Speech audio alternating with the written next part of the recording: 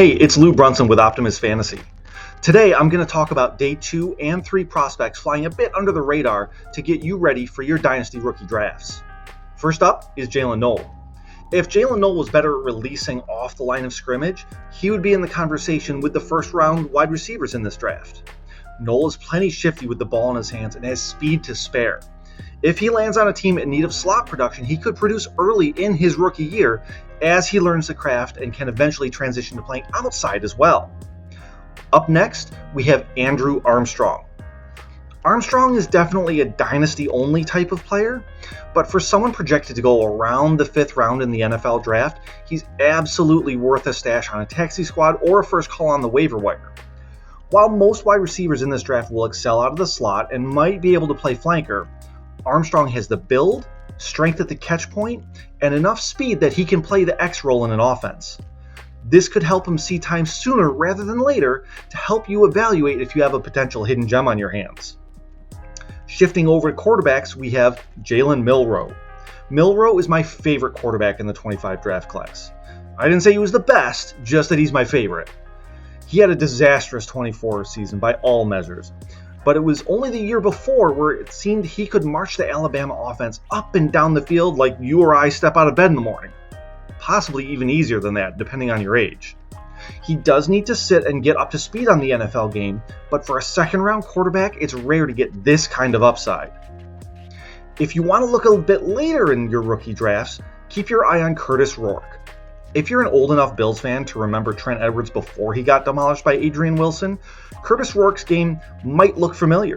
He has mechanical warts to clean up and is physically limited from a running perspective, which of course is why he's looking at being a day 3 pick instead of a strong day 2 pick.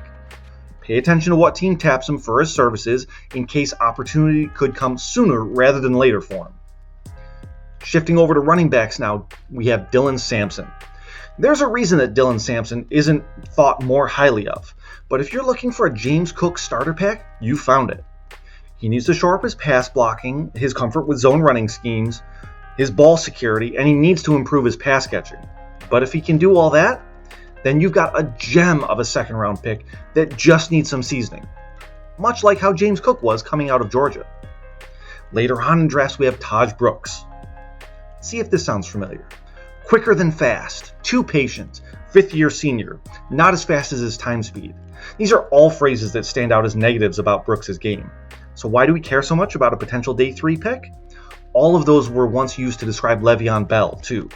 Now, I'm not saying that Brooks is headed for a Bell type of career, but for a running back that you can get late in rookie drafts, you could do a lot worse than Tahj Brooks, who managed to be productive behind a terrible offensive line. Monitor the landing spot, of course, but keep Brooks firmly on your radar.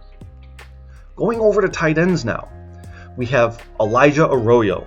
The only reason tight end Elijah Arroyo is flying a little under the radar is thanks to the other top tight ends in this class. Thanks to the learning curve at the tight end position in general, the best bets in rookie drafts are often on the ultra-athletic tight ends. Although Arroyo didn't test at the combine or his pro day, his athleticism jumps off the tape repeatedly at Miami. The biggest problem is he missed most of 22 and 23 after ACL tears, so he only has 46 collegiate receptions. You can use the uncertainty about Arroyo's career and nab him considerably later than he'd be going in most rookie drafts. Finally, we have tight end Thomas Fidone. Fidone is a bit of an odd case because he was listed in college at 255 pounds and clearly played that heavy on tape than when he showed up at the combine and his pro day in the low 240s. It begs the question of if he dropped the weight in preparation for the role he'll more likely play in the NFL as a split tight end like a Zach Ertz role, instead of a more inline Pat Freiermuth type role at a higher weight.